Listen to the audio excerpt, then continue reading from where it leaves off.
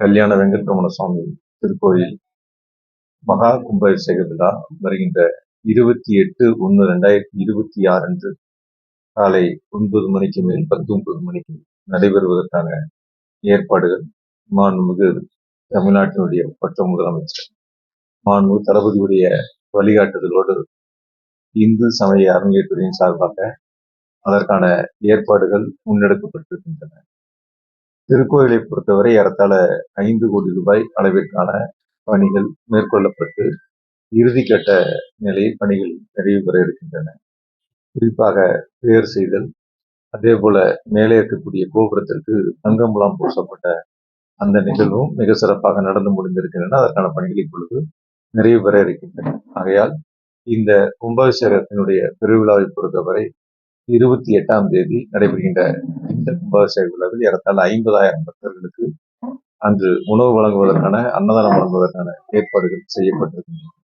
குறிப்பாக இந்த திருக்கோயிலை பொறுத்தவரை பல்வேறு நன்கொடையாளர்கள் முன்வந்து பல்வேறு பணிகளை முன்னெடுத்திருக்கின்றார்கள். அதற்காக குழு அமைக்கப்பட்டு கமிட்டி அமைக்கப்பட்டு அதற்கான பணிகளை முன்னெடுக்க மிக சிறப்பாக பணிகள் நடைபெற்றுக் கொண்டிருக்கின்றன.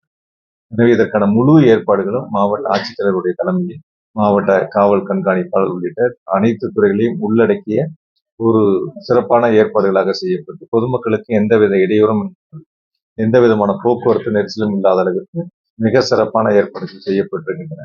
இந்த மகா கும்பாபிஷேக விழாவை பொறுத்தவரை இறுதிக்கட்ட பணிகள் நடைபெற்றுக் கொண்டிருக்கின்றன. அந்த இறுதிக்கட்ட பணிகளில் இங்கு மதிப்பிற்கு திரு தியாகராஜனுடைய தலைமையில் திருப்பணி குழுவில் நன்றாக இந்த பணிகளை மிக சிறப்பாக செய்து வருகிறார்.